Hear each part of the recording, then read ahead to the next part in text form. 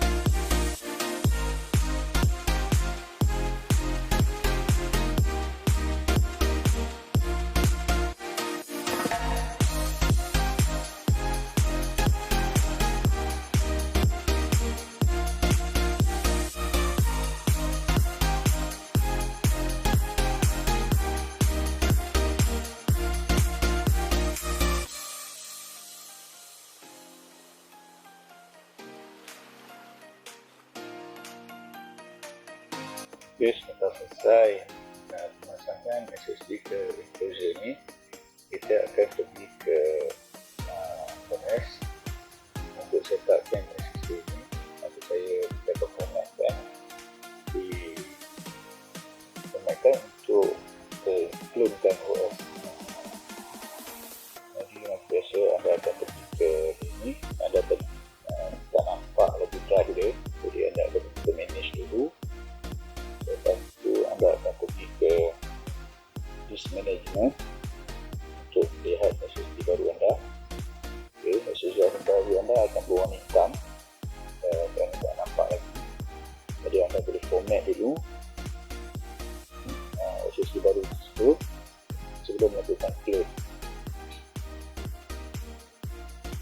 Dekat ni anda masih nampak lagi 3 drive lama anda.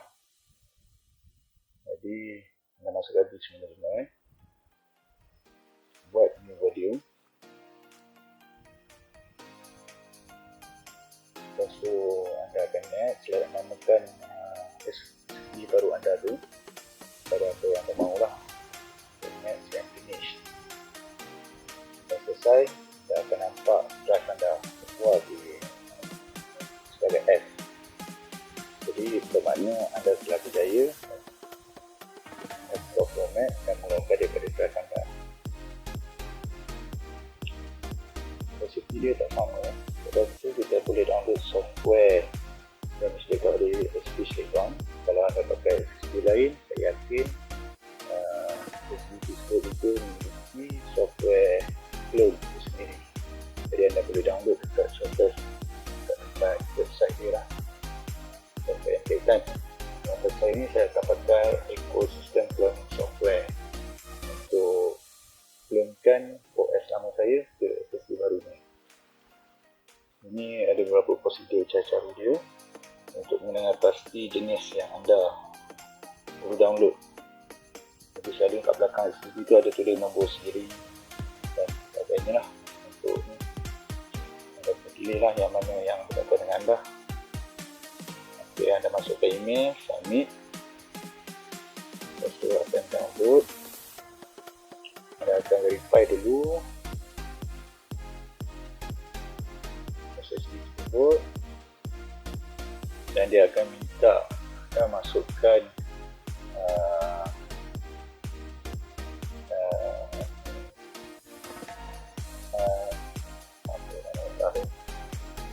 verification code. Masukkan nombor siri SSD tersebut. Sebab tu ada nombor siri belakang anda masukkan. Lepas tu barulah anda dapat download software dengan sekali nombor siri software tersebut. Dia akan bagi melalui email. Untuk SP selekon ni lah.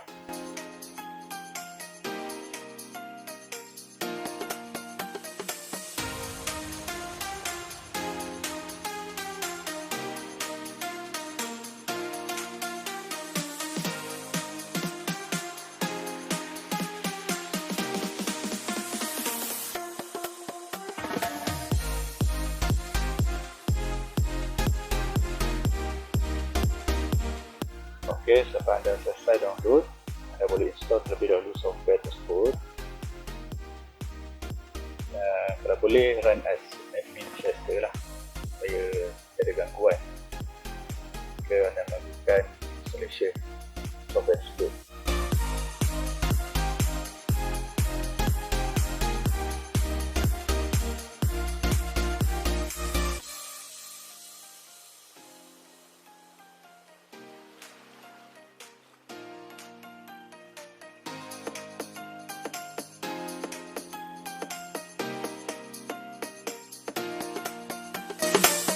Prosedur yang sama, cuma masukkan serial number yang diberi dalam email tadi ke dalam software tersebut. Prosedur installation sama. Okey, setelah anda selesai, anda boleh pergi ke untuk dan anda pilihkan. Minta maaf yang ini video kemudian setelah saya selesai, sebab saya buat start net tu dia tiba terus pergi ke BIOS. Maknanya dia akan clone melalui BIOS. Jadi saya tidak sempat rakam. Ini ruang start dia lah. Destination untuk SSD baru, source SSD lama anda ataupun harddisk lama anda. Okey, selepas tu dia akan masuk ke BIOS. Anda klik ke begin clone. Kalau boleh anda jangan kacau ketika ni, sebab dia tak merosakkan PC anda, dia cuma melakukan clone dalam BIOS. Biasa kalau kita clone dari Windows, nanti ini akan keluar dari Windows, tapi dia akan clone dari BIOS. Ini salah satu prosedur dia lah. Jadi masa yang dia ambil agak lama untuk saiz SSD lama anda atau harddisk lama anda. Kalau harddisk tu besar, jadi lama lah anda menunggu. Dan saya pun lebih kurang sejam lebih. A few moments later. Saya fast forwardkan video ni supaya anda tidak ngantuk dulu. Okey, nanti hampir selesai.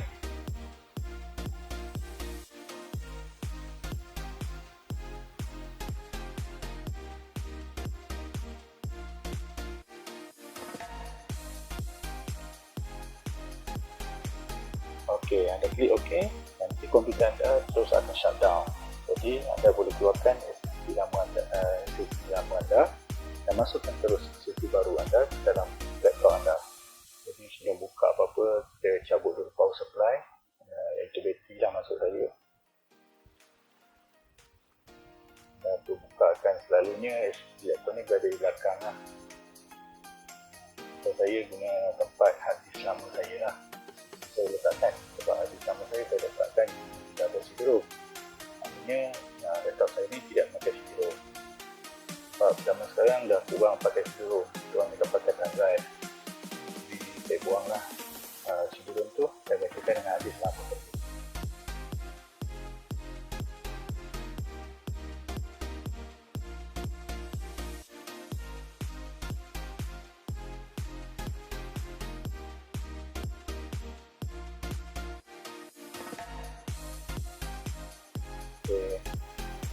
Sebelah kiri anda tu adalah harddisk SSD nama saya. Harddisk nama saya saya sudah keluarkan. Nanti saya akan masukkan SSD baru ke dalam ni.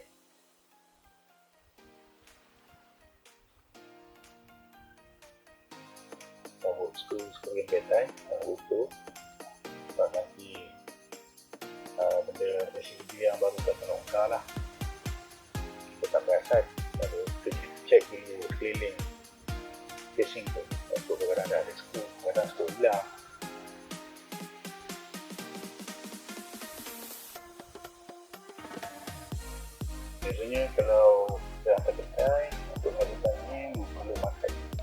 belanja dalam demo pro hingga 100 lah.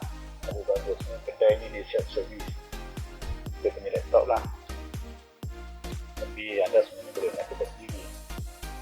Okay, anda keluarkan daripada enclosure tadi SSD baru dan masukkan ke dalam slot lama tu.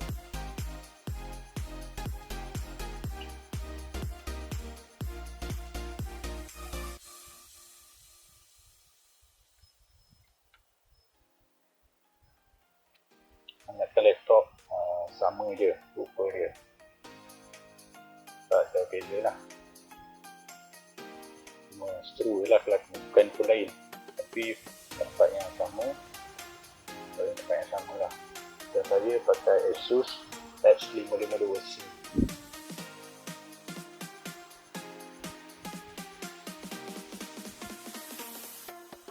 ok, masukkan ke dalam slot.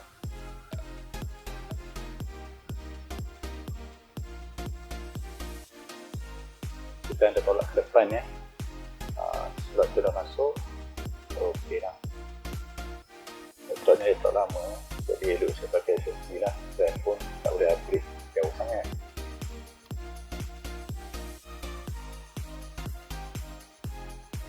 Pasang balik skru yang dah buka tadi.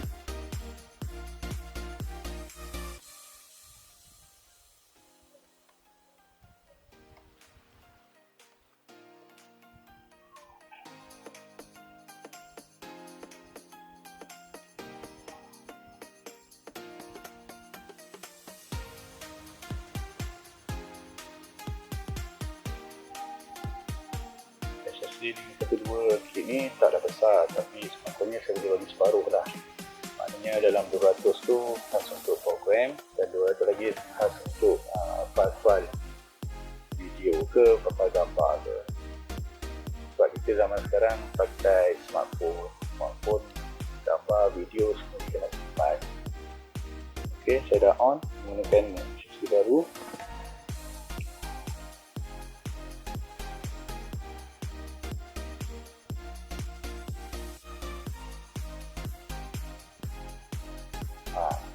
Masih lagi keadaan yang sama macam SSD lama saya. Itu makna Windows dah masuk. Kita pergi manage balik sebab tadi saya pilih one to one. Maknanya SSD lama saya bersaiz 256, dia copy 256 tu ke dalam SSD baru saya yang sama. Jadi saya ada free space.